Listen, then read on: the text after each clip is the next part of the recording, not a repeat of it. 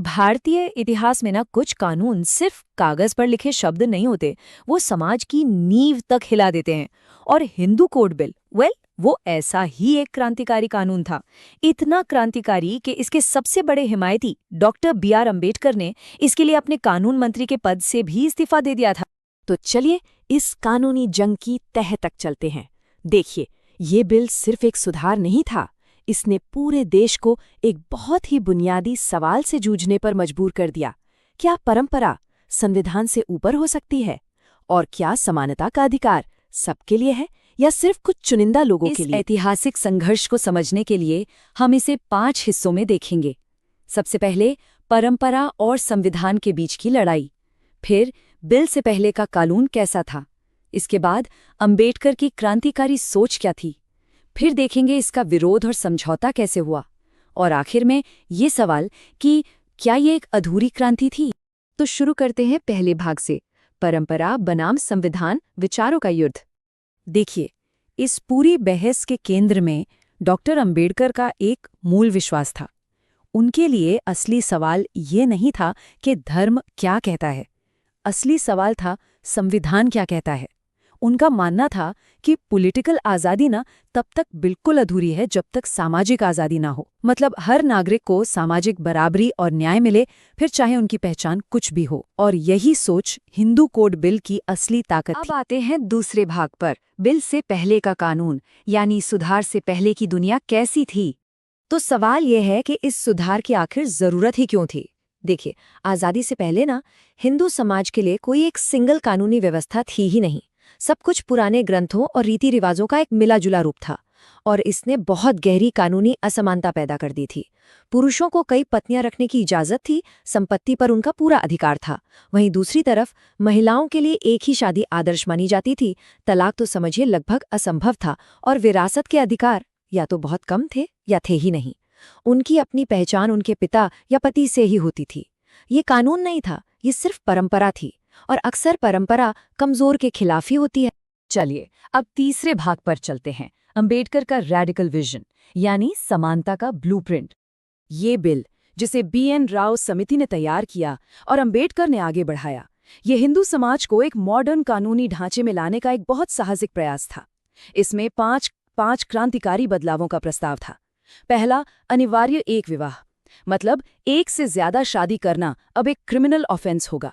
दूसरा, तलाक का अधिकार, यानी महिलाओं और पुरुषों दोनों को शादी खत्म करने का कानूनी हक मिलेगा। तीसरा, विरासत में बराबरी, बेटियों को बेटों के बराबर विरासत का अधिकार। चौथा, विधवा का स्वामित्व, यानी विधवाओं को संपत्ति पर पूरा मालिकाना हक। और पांचवां, महिलाओं को गोद लेने का अधिकार। जरा सोचिए, 1948 के भारत में ये विचार कितने रेडिकल थे। ये सीधे सीधे पितृसत्ता पर एक हमला थे। असली बात पता है क्या थी? इस बिल का विरोध सिर्फ कानून के शब्दों को लेकर नहीं था, असली लड़ाई तो सत्ता के बंटवारे को लेकर थी। ये सिर्फ एक सुधार नहीं था, ये परिवार और समाज के मौजूदा पावर स्ट्रक्चर को एक सीधी चुनौती थी। और इसी चुनौती की वजह से हम आते हैं चौथे भाग पर, विरोध, इस्तीफा और समझौता। इस बिल को जबरदस्त विरोध का सामना करना पड़ा, और ये विरोध सिर्फ रूढ़िवादी नेताओं से नहीं आ रहा था। सोचिए, यहां तक कि भारत के पहले राष्ट्रपति राजेंद्र प्रसाद, उन्होंने भी चिंता जताते हुए कहा कि ये बिल हिंदू धर्म में एक अनावश्यक हस्तक्षेप है। कांग्रेस के अंदर से भी विरोध के स्वर उठ रहे थे, और इसी वजह से ये बिल रुक गया। फिर आया साल 1951। लगातार विरोध का सामना करते करते डॉक्टर अंबेडकर ने कानून मंत्री के पद से इस्तीफा दे दिया। उनका तर्क बहुत साफ था कि अगर वो सामाजिक न्याय के लिए एक कानून तक पास नहीं करा सकते, तो फिर वो सिर्फ नाम के मंत्री बनकर क्या करेंगे। ये कोई पॉलिटिकल मूव नहीं था, ये एक नैतिक विरोध था, अपने सिद्धांतों को सत्ता से ऊपर रखने का एक बहुत शक्तिशाली बयान। अब प्रधानमंत्री नेहरू सुधार तो चाहते थे, लेकिन वो किसी भी तरह के सामाजिक विस्फोट से भी बचना चाहते थे। तो उन्होंने एक पॉलिटिकल समझौता किया। एक बड़े कॉम्प्रिहेंसिव कोड के बजाय बिल को 4 अलग अलग कानूनों में बांट दिया गया। ये जो समाधान था ना, ये अंबेडकर के मूल विजन का एक बहुत ही हल्का, डाइल्यूटेड रूप था। सुधार तो हुआ, लेकिन ये टुकड़ों में हुआ, और इसे पास होने में कई साल लग गए। 1955 और 1956 में जाके ये 4 अधिनियम पास हुए। ये अंबेडकर के मूल विजन से किया गया एक समझौता था। यहीं से हम पहुंचते हैं अपने 5वें और अंतिम भाग पर, जीत या एक अधूरी क्रांति। और यही बात हमें बिल की विरासत के सबसे जटिल सवाल पर ले आती है। अगर लक्ष्य समानता था, तो फिर ये सुधार सिर्फ हिंदू समाज तक ही सीमित क्यों रखा गया?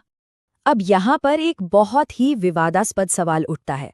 एक तरफ ये तर्क दिया जाता है कि बंटवारे के बाद मुस्लिम समुदाय एक गहरे सदमे में था और सरकार उन पर और सुधारों का बोझ नहीं डालना चाहती थी।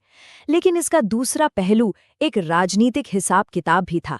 नेहरू सरकार को लगा कि हिंदू कानून में सुधार करना शायद संभव है, जबकि मुस्लिम कानून में सुधार एक सांप्रदायिक जोखिम हो सकता है।